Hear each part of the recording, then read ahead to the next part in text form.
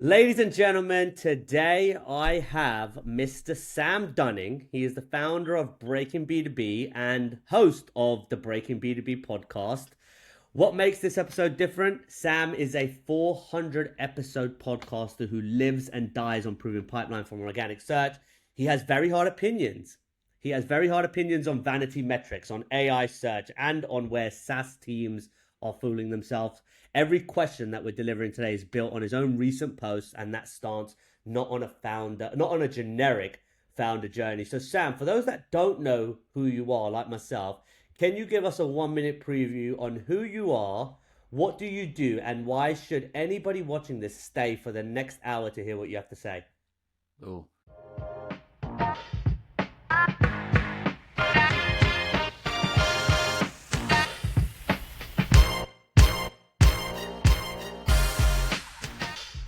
yeah. I'll try at least, and hopefully, I'm sure a few people fall asleep, but let's see. So, yeah, Sam Dunning, as you said, I'm founder of a company called Breaking B2B. We essentially an SEO agency, so we do SEO and AI search for SaaS companies with a focus on revenue, not vanity metrics. Also run a podcast of the same name, Breaking B2B, where we basically do weekly episodes. It's a mix of I interview SaaS marketing leaders so they can share exactly what they're doing to drive growth today. And then we also do solo episodes where I'll break down SEO plays for clients we're running with. I'll also break down what we see work in SaaS marketing and go to market in B2B. And if I'm not doing that from a business standpoint, I'm probably messing about rambling on LinkedIn or with my two kids. And Wow. that's it. You've been moving, mate. You've been moving. Yeah. So, Sam, you built Breaking B2B on 4 words: revenue, not vanity. While a lot of, I think that's 3 words actually, but when a lot of SEO gets sold on rankings and traffic, nobody can tie to a single dollar. You sell the one thing most agencies cannot prove: actual demos you can track in 90 days. And you're doing that in the exact moment the whole industry is screaming that AI search is killing SEO. So, first question I have: your first podcast was called Sam's Business Growth Show before you niched down to Breaking B2B. What did that early run teach you that 400 episodes since have only confirmed? I think you're probably one of the only listeners when I started the early days of the podcast, which I appreciate. So, yeah, I mean, there's so many learnings that I've had. I'm sure, like yourself, Shane, running a podcast. Like Mhm. I often say, and I think I stole this from someone, that it's like university on steroids. So Yep. like, I love listening to podcasts and audiobooks and stuff like that in the car, just because it means I can learn a simple thing, and if I can apply that to my business, then it's like helps me tenfold. And Mhm. that's kind of why I started it. Like when I started the show, like you say, very egotistical name, Sam's Business Growth Show. Couldn't be any more big-headed than that. Because I had no clue what I was doing. It was 2020, it was COVID. And weirdly, I started just because I wanted to learn sales. So I just interviewed, like, no, didn't even have marketing in my mind. I interviewed folks like Brandon Bonanson, CEO of Seamless AI, Yeah. UK's most hated sales trainer, Jeb Blunt, Yeah. all these well-known sales leaders and like writers and authors, just because I wanted to ask them like what was working for them today, and rather selfishly like learn sales myself without having to pay thousands for courses. Yeah. And it worked. Like it helped me a ton. I could apply a lot of it and like see what worked, see what didn't, like most things. Yeah. And then eventually, like years later, I thought I should probably try and actually use this podcast to generate some business. And this was a long time later, right? Like, bearing in mind it's 2026 now, and I started in 2020. Yeah. Um, I think then I switched it like a couple of years later to Business Growth Show instead of like cut out the Sams from the start. And then eventually, not long before I started this agency, so a couple of years ago, switched it to Breaking B2B podcast because our agency is under the same name, and then thought, yeah, I should probably do solo episodes that are actually focused around the things we sell, aka Yeah. SEO and AI search to SaaS. I should probably interview our ICP, aka SaaS marketing leaders, and then weirdly started getting referrals and inbound leads when I actually kind of niched it down and had a business lens. It makes a lot of sense. And look, I thought I was the only selfish person. In 2023, I had the bright idea: let's add a podcast to the business. And within a couple of months, I went through an enormous crisis in my marriage. Building a business is never hard. It's never easy for the wife. It's never easy for the kid. and you're always kind of 11 o'clock, 12 o'clock, you're taking calls from your team, and it ends up really, really being detrimental to your home life. So what ended up happening is I separated from my partner at the time. And in the time that I was separated, I decided, what am I going to do in this free time? I don't want to go sell meetings and book appointments for anybody. I just want to kind of be in my own head. And that's when I took the bright idea too to host a podcast. The first guy was John Barrows, and it was selfishly like, how can I get myself smarter so that all the stuff I learned in the agency world, I can be a couple of steps ahead. And thankfully, it did lead me to a lot of great episodes and a ton of learnings that sales conversations can't get you in front of because everybody's lying to you, right? So your whole brand is revenue, not vanity, and I love that. It's one of the things we're trying to kill in the agency world ourselves. But what is the one vanity metric you see B2B teams celebrate most that you would kill tomorrow?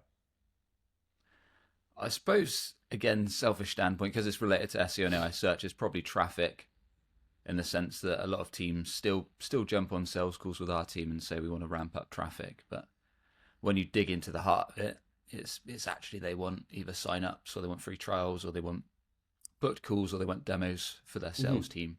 And that doesn't always mean you need tons of traffic to your website. It's more so you need the right folks that are actually looking for your solution, right? As opposed to someone that's trying to learn about your industry or trying to educate themselves. We don't want tire kickers or learners or such. We want people with that sales intent behind them. And oftentimes that might be less traffic, but more of the right type of kind of warm prospects in market.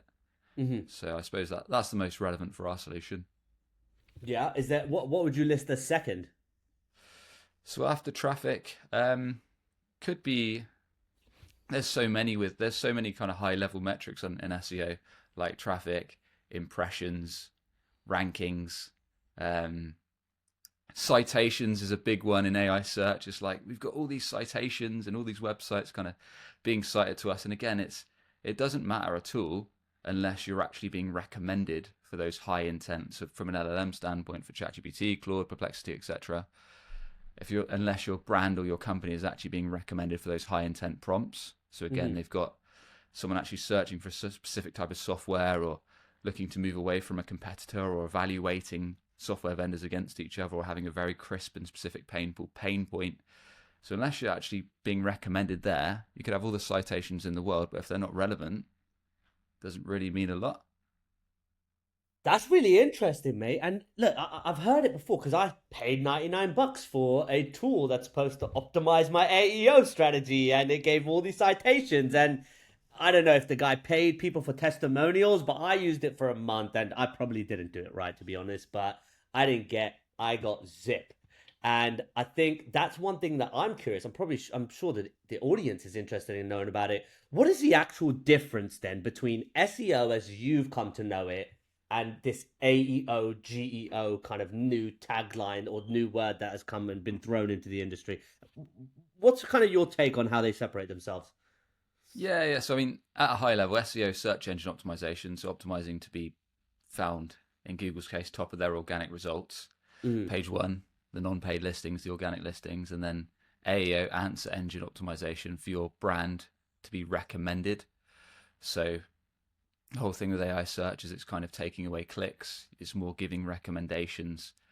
So the point of AEO from a B2B tech or SaaS standpoint is, so if someone's actively seeking out software solutions like yours, or comparing options, or evaluating vendors, you want to be that brand that's recommended. And in the answer, basically, from initial research right through to evaluation and comparison. So that's the main difference. Like classic SEO is rankings, AEO is more being recommended as the choice. And as a result, AI search has taken away a lot of traffic, and we've come into this world of dark SEO where it's way more difficult to actually measure, because AI engines, just like LinkedIn doesn't want you to put links and go away from the platform, ChatGPT, Claude, Perplexity, etc., they don't want you to click off their platform, do they? They want you to stay on their platform as long as physically possible. Hence why it's sometimes quite difficult to actually click through to websites. Wow. All right. And if I'm an agency, or let's say I'm a B2B company, I'm watching this podcast, and I've got $120,000, $10,000 a month to spend. My team is telling me you should go on SEO. The other team is saying you should invest in AEO. Would you split those costs, or would you bet all your money on one of them? Yeah, I mean, the funny thing is that you've only got to scroll LinkedIn and you'll see a few SEO gurus saying like AI search is a completely different thing to SEO. And I'm quite a simple guy, so a lot of the advice I give is reasonably straightforward, I like to think. And I can only go by evidence that we see across our client set. So we've got, what, 44 active SaaS clients. Mm-hmm. And from what we see, getting recommended in AI searches is just good bottom of funnel SEO. So in short, what does that mean? Actually doing good research around your target customers, pulling from sales calls, CS calls, and all that good stuff, understanding their pain points, their jobs to be done, understanding how they refer to your solution, the competitors in the market, why they choose you, your differentiators, and then compiling that into good kind of money keyword or money prompt research. So what do these dream clients search when they're not tire kicking, but when they're like the 95-5 rule and they're 5% of your total addressable market are in market for solutions like yours? What do they actually look for? Mm-hmm. Then making sure your website's best in class, so building the right types of pages on your owned asset, aka your website, so you can then start showing up. And the good news is, like, a lot of these tactics, a lot of these plays are just classic bottom of funnel SEO, like working out what target clients search in market, building your website to have these lines in the water, these what we call money pages, to hit that search intent. And if you do that properly with the right structure, technically best in class content, internal linking, and a few other technical nuances, then just by doing that good bottom of funnel SEO, you can start appearing in AI searches. Then the new layer is that people often ask me that when it comes to the new layer AI search, like, what's the best way to get recommended AI search or LLMs?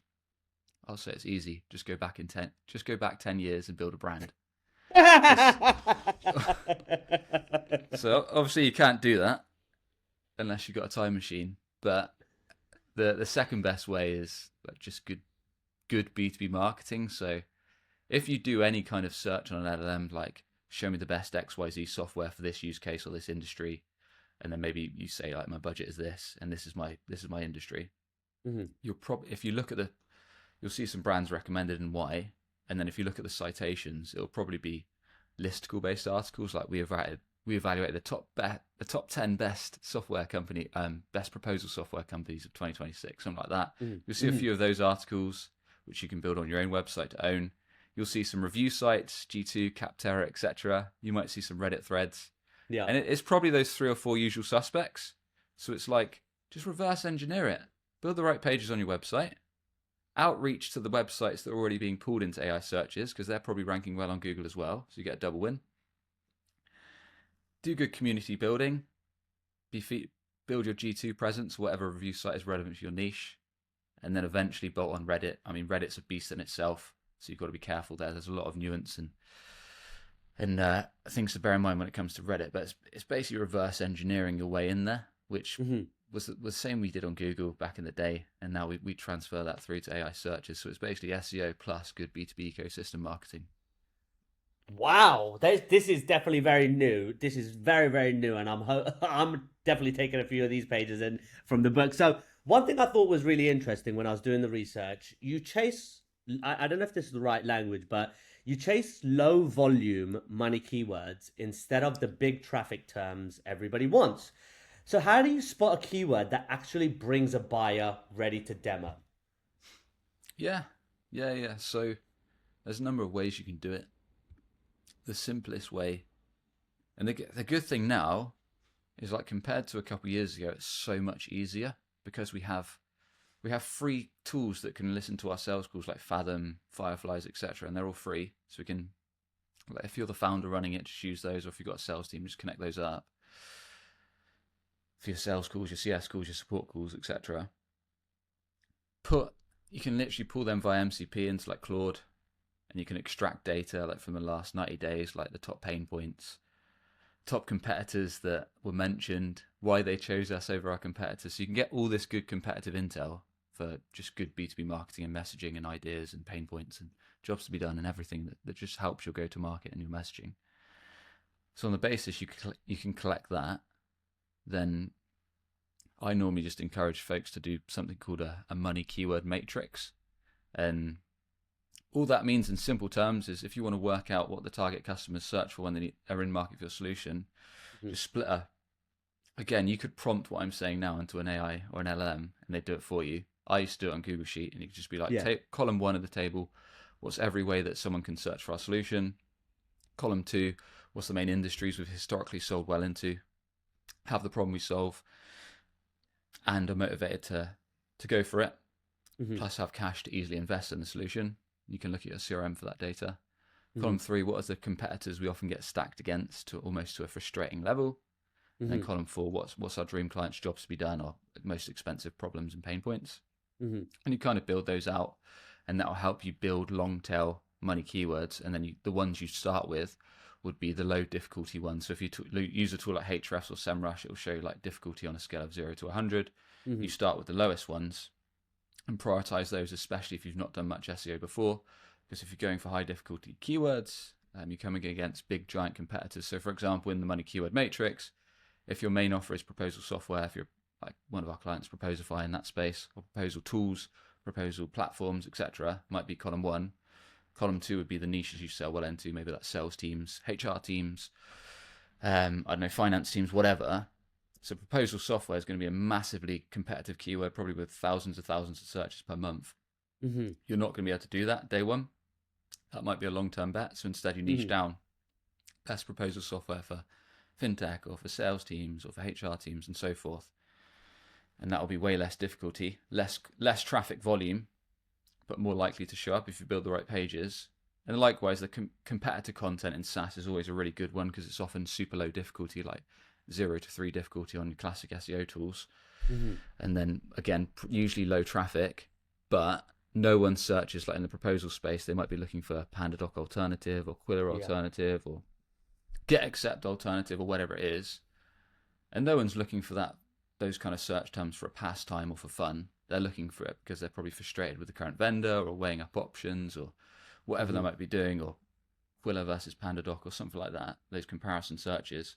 Those are great because they actually get brands recommended in AI search and LLMs. They're usually low difficulty, and quite often you can like build these pages with the right format and they can rank super fast, like 30 days, 60 days or similar. Mm-hmm. So that's the crux of it. Money keywords, low difficulty, low search volume, but high sales intent. So they're more likely to bring calls, demos, signups, whatever your conversion point is. That's where you want to start, especially if you're new to SEO or AI search, because you're not going to have that domain authority. You're not going to have tons of backlinks, tons of brand mentions. People probably don't know your brand. You're going to have to build that stuff up over time. Yeah. Wow. Wow. I had no idea. And that does make a lot of sense because it's like, it does make sense because who can pay for those big keywords that I remember when we were trying to do SEO for Mega, and just some of the keywords, the scores were so high and it's like, you guys are never going to be able to break into this. So voice AI, for example, was a very high keyword. Breaking through that would have been almost a nightmare.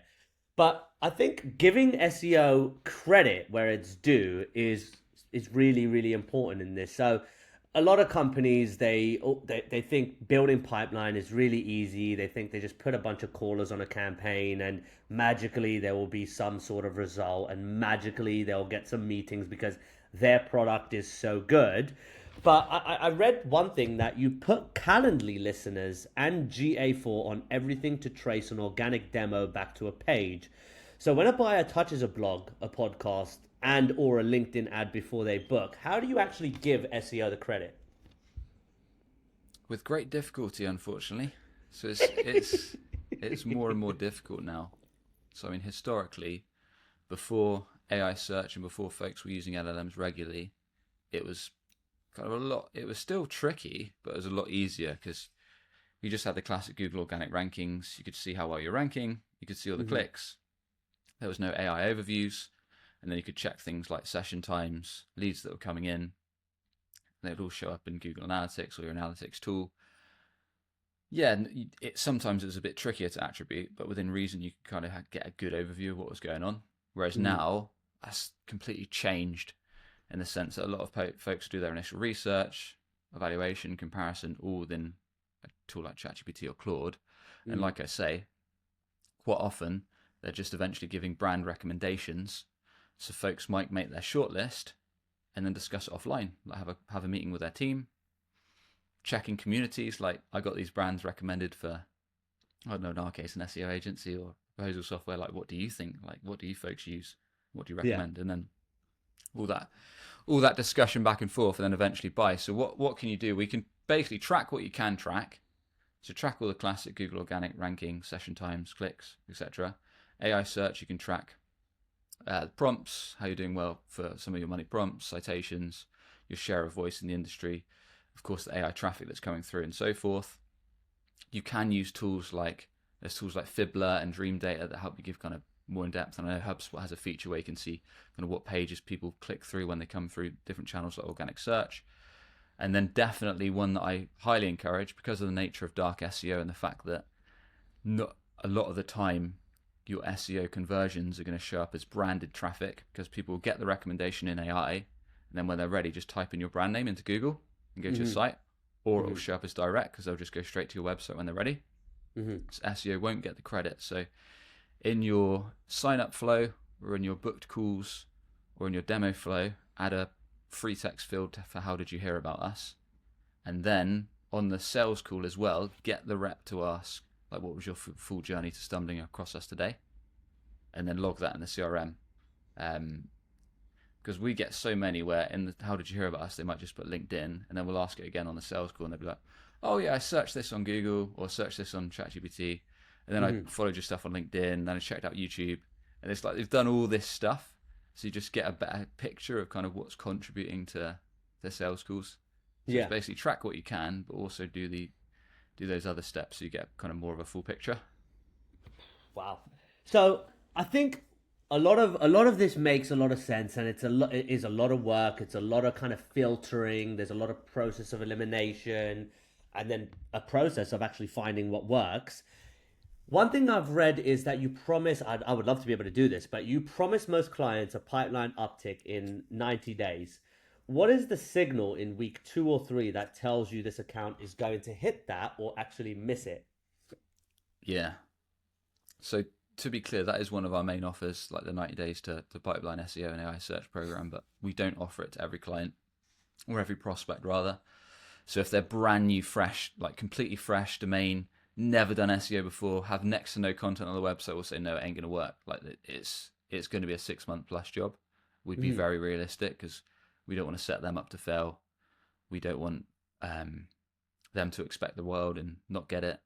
And we like a stress-free life, so we'd rather be upfront with prospects. But for clients that have kind of website with a little bit of authority, so maybe they've got a few backlinks, they've got a bit of content on there, then we'd say, look, this is possible, because a lot of SaaS clients have quick wins. So if they've got an existing website with a little bit of authority, then usually what happens is they've got some commercial or money pages. Basically, they might have some competitor content, some alternative content, some comparison content. They might have some industry offer, product landing pages, etc., which maybe are like bottom of page one of Google, not being recommended in AI search or pulled into AI search rather. So we can say, look, those are good candidates for a proper update and refresh, and that will see an uptick in rankings visibility in 90 days, which should therefore lead to pipeline. They might have some competitor content again that they haven't got built out right on their website, or they just haven't built yet. Again, those pages we've seen rank as quickly as days to drive signups and demos. So if we evaluate that and they're a good candidate, we'll say fine. And on the basis they let us lead the strategy and execution, which most small marketing teams are happy to do because they're stretched thin, then we'll build out the program, build out the content, start shipping it to the website, start publishing it. And then usually we say 90 days. Within 90 days of that update or that net new content going live, they should see an uptick in signups or demos or booked calls, whatever their conversion point is. So that's kind of the basis of it. And how long does that evaluation period usually take for you to pull all that data together? For us, so our ramp up is usually like we have the month one plan, like the onboarding, the building what we call foundational assets and their roadmap and their plan and such is like within the first week and a half. And then clients can sign it off. We can then deliver their content for month one, say 2 weeks or so after that point, then start shipping it to the website. And then meanwhile, we can work on the other work, like whether that's technical review or building backlinks or building brand mentions, and that other stuff can be going on in the background whilst we're kind of working on the content. So that's a rough timeline. Sometimes quicker for Mhm. massive companies, sometimes a lot slower if there's multiple stakeholders and a lot of back and forth that needs to happen. We all love that one. I'm actually in it right now, and that's the one thing I did not miss. When I ran my agency, I got to a place where we generated a bunch of revenue, and then I was able to have my co-founder, who was much better than me at selling. He was able to close up a lot of business, and then I went to another company, the software company, and built a ton of pipeline. Closing it was a nightmare, and now being back in it again and building my own company and having to go through all these stakeholders, mate, is I do not miss it. Let's put it that way. I can't wait to be able to do more. I think there was one story that really caught my eye, and we've called it the coffee spitter. So you told a founder to ignore backlinks and fix his existing bottom of funnel pages first, and he nearly spat out his coffee. Why is the fastest revenue almost always hiding in content a company already has? Yeah. That was a little while back. So that was a SaaS founder and his marketing leader joined the call with me, yeah, like I say, a couple of months back, and they were on the call straight away. Like, Sam, we need to build tons of backlinks. Like, why are you not presenting this? Like, that's what you should be doing. And I just Telling you how to do your job. I'm quite blunt and to the point. I'll just say, like, what do you want SEO to do for your business? And they'll probably say something vague like, I want it to grow our business or grow our revenue or stuff like that, and or grow our traffic. And I'll Yeah. something like grow our traffic, and I'll be like, well, do you want traffic or do you want organic demos or sign-ups or leads? And they're like, well, yeah, we want demos, obviously. I'm like, okay, so you want demos. So we'll ignore backlinks for a second. Your website already has, in this case, I think their website had 500 plus pages, so a good chunk of content. They already had some great pages there. So in SaaS, they had some alternative pages, they had some comparison pages, they had some pricing guides, they had some great landing pages, but a lot of them had been built with poor structure, weren't technically sound, needed a refresh because they were maybe a couple of years old, and maybe didn't have like good internal linkings. Just that basic stuff is like the quickest possible win you can get in SEO and AI search. You've already got the content, it's just not working hard. Like, maybe it was ranking well, it was being mentioned in AI search, but it's just dropped down as your competitors have been ramping things up. So it's like the quickest win you can get. Work out those commercial pages, work out the ones that are closest to ranking top, work out, benchmark against what's competitor pages are ranking well, look for gaps, and then just double down and build those best in class from content and technical perspective. Make them more useful, helpful, authoritative, position your product as a solution and painkiller, use FAQs from real sales calls, all that good stuff. Yeah. So we suggested that. They didn't sign eventually because they didn't have the budget to work with us in the end, but it was just a good story to tell, because a lot of folks kind of focus on tactics rather than kind of what's strategically actually going to kind of help them hit their goal. Yeah. It is that short-sighted, that short-term, short-sighted thinking. I think that's what is the actual killer of all campaigns. You've got this person that's in a rush. They want to get good work done. They want to have high quality, and they're not willing to invest the time or be patient, right? As much as we know, then uh, everybody wants to grow faster than they can, but patience in some elements of it for the right work. I just spoke to a founder literally a couple of hours ago, and he's telling me, Shane, I don't think my business is going to survive. And I said, well, why is that? He said, all of the sales processes are taking way too long. Compliance is too long. And I'm like, mate, like, we told you to start investing in things to drive your pipeline 2 years ago. I finished with you guys however long ago, but you guys are notorious for being in a rush, and now you're in a rush to get more money that you can't actually get. You guys screwed yourself. Again, the notorious story of somebody just in a rush to get nowhere, right? Busy doing nothing, right? And now they're actually paying such a huge price that they might actually have to close down their business. 3 years of hard work, grit, being resilient, 3 years might have to kill the whole thing just because of that kind of I'm moving too fast. So I think the last segment is really interesting, and SEO in the age of AI search. I was gung ho on it for a little bit, but I'm starting to convince myself what you're saying has a lot more substance. Most people are saying AI search is killing SEO, and your agency is betting everything that it is not. What are the doubters getting flat wrong right now? Um, I think it's more misinformation. really. I think it's more like it's easy to get caught up. Like I said earlier, if you scroll LinkedIn, you'll see one of those posts where it says, comment Claude to get my all-in-one Oh, AI workflow. And what fucking they'll hell. show is like, I published 5,000 pages in 1 minute using this Claude prompt. And they'll show this graph of like, graph goes up. 5,000 from 0 to 5,000 visitors. And then what they don't show is like, I don't know, a few weeks later or a month later or 2 months later where Google actually reads the content and just flags it as spammy, not useful, mass-produced content, and their traffic just tanks. And the problem is, like I said, that a lot of the LLMs actually pull from Google, pull from Bing, or Yeah. similar. And the crux to ranking on Google is good SEO, smart SEO, smart bottom of funnel SEO. And if you mess up your SEO, then your AI visibility is going to tank. And if you mess that up, not only that, but if you do some of that stuff, like just publishing a ton of content at once, if Google kind of completely blacklists your site, you're screwed for a long time. It's really hard to recover from. So I think there's a lot of dangerous information that especially founders might see and think, well, I don't have much budget. I'm just going to copy this workflow because someone posted it on LinkedIn, it got 1,000 likes. But it can be really dangerous for their business because they're not doing it in the right way. Folks are just doing it to kind of get 1,000 leads to their lead magnet.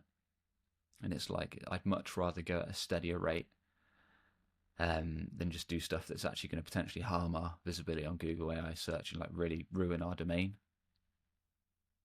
Wow, that's an actual nice golden nugget to take away. Don't Jesus get me Christ, wrong, I had no there's a idea. lot of folks giving good advice, but that Yeah. kind of stuff is seriously dangerous.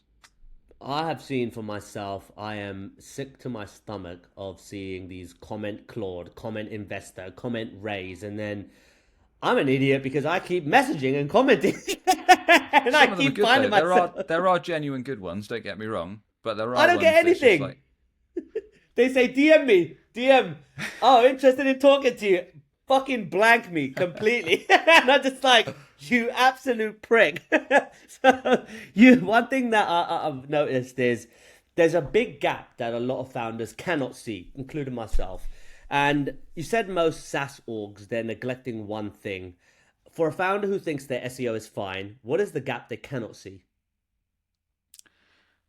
if they think their SEO is fine, what they can't see, I guess it's perhaps what they're missing out on. So it's maybe it's competitor analysis. So maybe it's they think their SEO is okay because perhaps they're driving, I don't know, a few X amount of demos per month or signups, whatever their go-to-market motion is. But then on the flip side, we could see that for a bunch of high sales intent, money keywords, prompts, maybe their competitors are completely owning.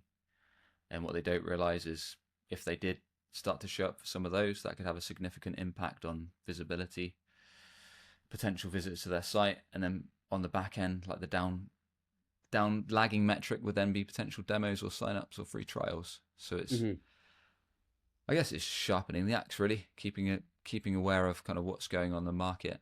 There is some companies that come to us that do have like great SEO and AI search visibility and we're not a good fit for. And likewise others that we turn away and stuff like that. So each case is slightly different, but we've seen most of it over the last few years. Amazing. And last question for a B2B founder getting rankings and traffic, but they're not getting any demos this quarter. What is the one thing they should fix first? Basically do that.